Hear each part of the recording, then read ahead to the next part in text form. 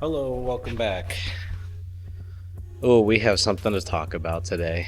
So, 2024-2025 ZX6Rs, Kawasaki's obviously, have a recall currently for I believe it's a crankshaft bearing, but they were over torqued from the factory. Now, what does that mean for me? I'm not entirely sure yet, but the memes are crazy. They're saying I'm on a ticking time bomb. I haven't ridden my bike in a week because I got a new project and I've just not touched this thing. But we're gonna go take it home. It's been at the shop, just hanging out. What in the world is that? Anyway, it's been in the shop just hanging out. I'm gonna grab it, take it home. It's filthy, but I really want to ride it. I'm gonna try a new angle because my helmet does not have the mount still. So let's see this. Wow, I haven't ridden in so long, it feels like. Been a week. For someone that rides every day, a week is a long time. Mind you, I have a 2024 ZX6R. I got this in the beginning of 2024. I got it on December actually. So I've had it almost 2 years fully, and I have 14,334 miles. I've driven this more than some people drive their daily driving vehicles. I've driven this more than people drive a car every day. That's the perspective. I mean, I ride this thing a lot. I love riding my bike. It's just a feeling you don't get. Now, about this recall, I don't know what they're doing to test and see which bikes qualify. As of right now, it's just a bulletin. It's not a full recall. So, that being said, my 14,000 mile, 1-year-old bike that I put all the miles on will still be ridden. I'm not gonna stop riding it. It's done this miles. I mean, I should be fine. I think it's more the people that don't ride it very often. Those are the ones that are worrying. I'm not worrying. It'd be super awesome if there were buybacks, because if I could get this thing bought back under recall, what? That would be nuts. I would get a ZX10. Now, by any means, if I do get into recall territory, I've never beat on this bike. I did all my services. I have all the receipts. This bike is perfectly new, mint condition. Nothing's ever been changed on it. I've never beat on it one time in my life. Ever. This thing is beautiful. I love it. I love it. The sounds it makes. The way it just goes, the way it looks, everything about this bike, I love it. Great bike, great bike. I am a fan, that's why I got it in the first place. I think I'm liking this angle. I mean, it doesn't show everything, like how my normal angle is, but I don't mind having the more aero on the helmet, especially because my helmet is more egg-shaped. So basically, the crankshaft, that's what's been said the recall is about. I saw another update that was saying that the bearings or something related, they were torqued down from the factory too tight. Now, if that's the case, that could be on specific month builds, could be specific builds by a specific machine or a person. There's a lot of specifics. Until they narrow that down, we won't know what's going on here.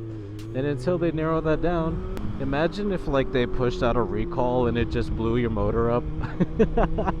Like the recall was like a switch to just deactivate good working things. That'd be insane. Oh, recall, but then, it costs a lot of money to do a recall. That's why they have to make sure that, what they're saying is what it's doing and not any other way, because I mean, millions and millions of dollars is lost on recalls whenever they happen. And it's not all the time. It's not all the time a recall, you know, happens. It's just when it does happen, it does take out a lot of the money. You know, I'm pretty sure there was the Takata airbag recall a few years back. That was like millions and millions of dollars. And cars that had Takata airbags, seat belts, all types of things in them, because Takata is a big manufacturer for safety items. Those cars and vehicles, whatever they may be, SUVs, cars, they were stuck at the dealer for months, just waiting for those things to get updated. The recall took those vehicles off the road. Some people wanted out of them. Obviously, you know, of course you would. Why would you not? I mean, you pay however many thousands of dollars for a vehicle just for them to say, oh, you can't drive it, it's unsafe. Okay, I understand it's not safe, but why is it not safe? Oh, we haven't figured it out. Bring it back to the dealer. You're not allowed to have it. That's nuts. And I've worked for dealers for years. It's like approaching 10 years I've been like actually at dealers. I've seen this, you know, and I've lived and breathed it for the most part. And you know, I've seen every other angle of it. Wiring harnesses, or gutters being clogged up from the factory, or even, you know, airbags, seatbelts, stuff like that. It's a hard thing to track. As recalls, you can't, you know, you have to specifically find out what it is, and you can't spur a recall based on one person. It needs to be multiple people having the same exact issue, and it has to be replicated, it has to be recreated, it has to be able to be serviced or fixed, or you know, able to be put back out. That's how they make their money back.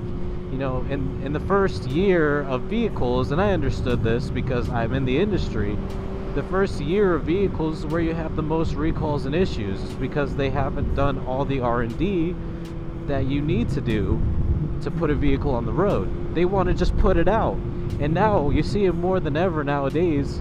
These vehicles, these phones, these computers, everything, technology, it's evolving too fast that they don't do the R&D. They don't actually test the products how they're meant to be tested. Then you get a lot of flaws. You get a lot of products that aren't even ready to be put out, that are actually out on the road, or out in your hands, out in your pockets. I understand. It's an evolution, you know. We're consumers. Consumerism. Here we go, consumerism. But consumerism, it happens so fast that the manufacturers need to get on the next trend like that. It needs to happen now, now, now. So if you're behind, you better be making it way better than if you were at the forefront. So that's the problem here.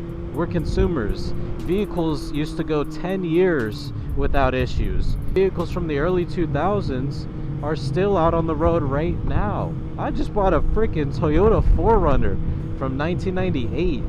That thing is 2 years younger than me. That thing is, it's old. I'm old. But regardless of the facts, that thing, it's running perfect. It's got 200,000 miles. It's from 1998. The thing runs perfect. I could not ask for a better freaking project. I mean, I have a better project. The little car, my Vivio. That's a better project through and through. That thing's awesome. I love that thing. Never given me an issue. But new vehicles that have to be pushed out are more susceptible to having issues. They haven't done the R&D. And it could have happened, you know, back in, you know, the early 2000s. But that was also a thing. They're pushing that thing out. But we had better materials back in the day. Better metals, better just all around, everything manufactured was better, of better quality. So it was easier to make a better product. Now, tariffs and all this and that and the other, and you got to get your oil from here and you got to get your metals from there. It costs a lot. They're saving a lot. Metal is significantly less dense than what it used to be in vehicles, automobiles, motorcycles, planes, cars, everything. I could be talking complete trash right now, but I think I'm on the right track. Everything is built cheaper, and on top of that, everything is way higher in price for whatever reason. You build something way cheaper and you ask way too much for it. I think it happens because people are willing to pay, and that's another problem. I mean, that's not part of this. We're talking about recalls. For instance, I was way off topic. Okay, I was talking about this being a first model year for the generation. This is the 2024 model. They did the refresh on this model, so they had to update this vehicle for EPA regulations. They had to update things, you know, cam adjustments, you know, just the overall vehicle had to be updated to comply with emissions. And that's a big issue because you get more restrictive, everything is you know, less powered, and blah blah blah. Vehicle doesn't do what it used to do. What comes with that is new problems. They've had the old ZX6R. I believe the last gen was from 2023 to, I want to say, 2015. That was the same bike. Same motor, same technology, everything was the same. This bike is new. You got new displays, you got new ways of making power, you got new looks. Something is bound to happen with the new model. We gotta understand this as people that buy into the new thing. This is what happens. And that's where I just want to leave off on this video that I was not planning to make, but I'm gonna ride my bike until it hits 20,000, 30,000 miles. If it stops way before that, if it decides to blow up on me and the wheel locks up, God forbid, and I go flying 300 feet, it was nice knowing you. I hope not to do that, you know? With the recall on a vehicle with no airbags, no seatbelt, no steering wheel, and no frame to protect me from anything, that's the way it could look, and that's why they tell you to stay off of it. I'm a biker, dude. I'm not staying off of this thing. Nah, you can't make me. I mean, you can. Anyway, that being said, thank you for joining. This was fun. Tell me if you like this angle. I may do it more. Whoop. Goodbye. Are you still doing it? Yo!